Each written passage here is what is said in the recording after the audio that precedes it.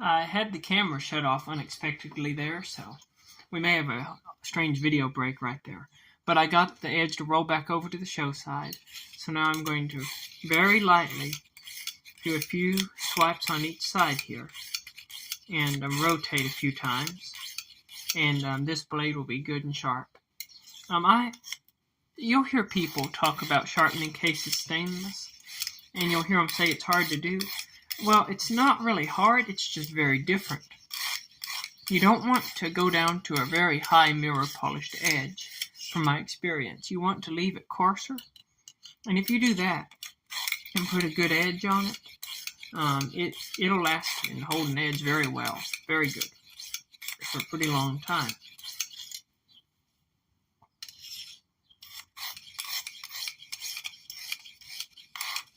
Like I say, I'm using a Lansky system here. It works really well. Had this one for a long time. You can get these replacement stones. They're not too awful expensive. I think most of them are under $10.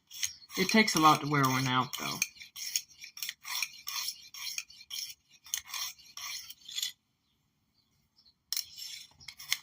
Okay, it's time to pull this knife off of this clamp now and check the edge out. Okay, now I'm going to run this down this ceramic rod. This is an 1000 grit ceramic rod. I really like that this one is square. This is again from the Lansky system. I really like that this is square instead of being round, because it allows you to get all the way up into the tang there where you need to be.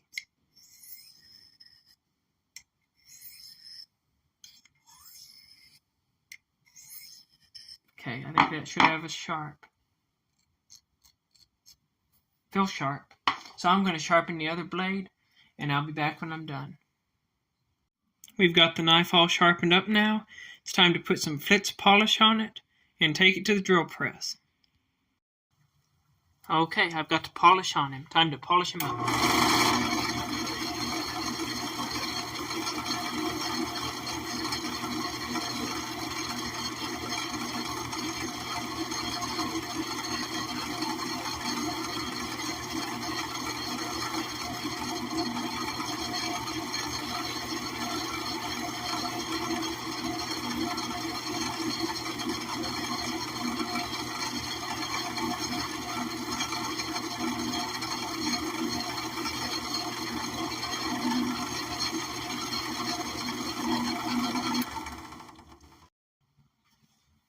Okay, I believe we are done with it for right now anyways. It's time for the big reveal. So far, I'm trying to think back of all we did. We centered the blades, straightened a bent blade that was straightened a bent clip blade. We put a new tip profile on the pin blade. We took our abrasive wheel and went over the tangs, cleaned them up real good, the spines of the knife and the side profile of the blades to clean up the as-ground finish and get it looking good. We buffed out the handle, buffed out the back springs, of course. I even buffed the black delrin a little bit. I just turned my jewelry polisher way down and was very careful not to apply too much pressure or to hold it in one place very long. Did that, sharpened the blades up real sharp, and then finished it all up by polishing it real good with flitz polish. And then I also did a round of turtle wax chrome polish on. So this is our end result. Let's see what he looks like. What do y'all think? I think he looks pretty good. We got a good shine in him. There in the left bolster you can see my hand waving. Hello. We can do that in the same way on this bolster. Got the bolsters nice and shiny. You can see there's some use scars in that black delrin, which doesn't bother me a bit. I kind of like that. It gives it some character. You got your brass pins and your circle case shield. That circle case shield looks a little different than a lot of my other ones, and I'm going to have to compare them because I have knives from this year, I believe. But that's kind of interesting. Here's the back side again. I think it looks good. The brass liners and the back springs, they look excellent. And of course, here's our blade centering. I think it looks pretty good. Again, I tried to leave that clip blade a little over toward the show side so it wouldn't rub when I go to open it. I could center it more if I wanted to, but I like it right there where it's at.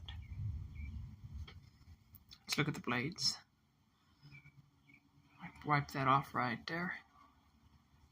Let's listen for the click. I have not oiled this yet, but I got some sharpening oil down in it, so that's got it pretty lubricated.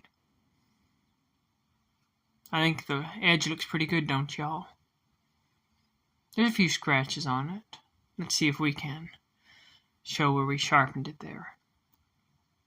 Well, either way, we got a good edge on it. It's a handsome looking knife. No blade play at all, 0. And also, I was meaning to show the tang here. We got 6 dots. That means this should be a 2004. Oh, yeah, so the tip is no longer sticking up. You can see the tip of the knife, but it's not sticking up enough to grab it. I didn't want to put her down in there anymore, but I can't even get my finger under there or nothing, so that looks about right to me. Here's our little pin blade. I always leave a wider edge or a broader edge on my pin blades, usually. If it's a smaller blade and I've got a larger clip blade, I'll really sharpen my clip blade sharp. I'll leave a broader edge on my pin blade. 22087. 2 is a reference to the black handles. Next 2 is a reference to the 2 blades. And 087 is a reference to this pattern of knife. Here's our click. One last comparison before I leave here. Okay, so this right here is a 2000 model, 63087. This is the Stockman version, so it's 3 blades instead of 2.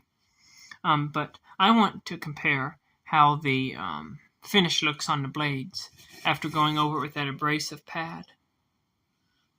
My camera has trouble with keeping the coloration right sometimes. I don't know why. But nevertheless, these are how similar they look. This one on the left is still factory.